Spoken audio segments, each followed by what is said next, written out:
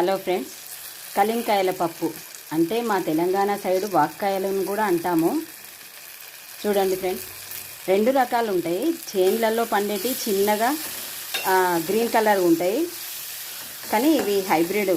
చూడండి, white red కలిపి కాంబినేషన్తో ఉంటుంది. చాలా కలర్ఫుల్గా ఉంది కదండి. ఏం లేదండి, ఇది కలింకాయల పప్పు వేసుకోవడం చాలా తేలిక.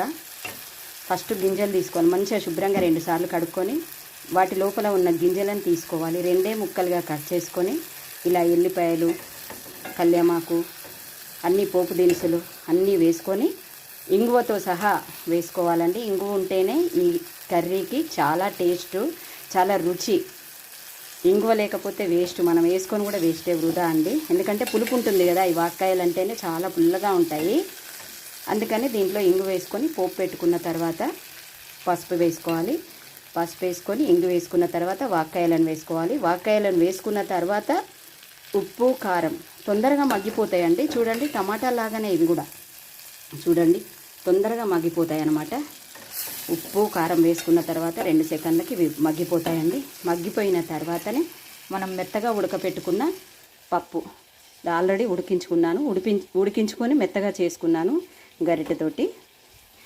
ఆ తర్వాత మనం ఇది మొత్తగా ఉడికిపోయింది కదండి. మెత్తగా ఉడికిపోయిన తర్వాత ఇప్పుడు మనం ఈ పప్పు ఇందులోకి వేసుకోవాలి.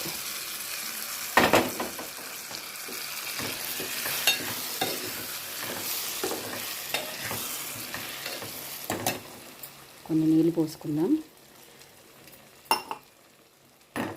నీళ్ళు పోసుకొని ఇలా మంచిగా కలియబెట్టుకొని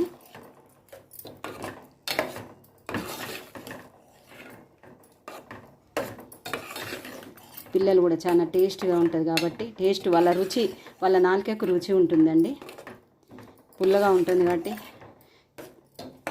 అమ్మ చేయి అని అంటారు పిల్లలు.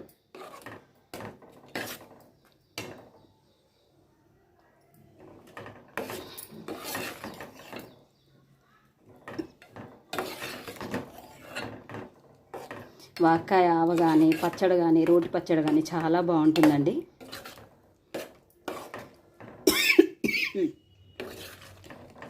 వాక్కాయ పప్పు రెడీ అయిపోయింది. వేడి వేడి అన్నం, నెయ్యి, ఈ పప్పు పెట్టుకొని తింటే ఏ కూరతో కూడా మనకు పని లేదండి, అంత టేస్ట్గా ఉంటుంది. చూడండి ఫ్రెండ్స్, పెసరపప్పు అయితేనే బాగుంటుంది, కందిపప్పు బాగుండదు. చూడండి.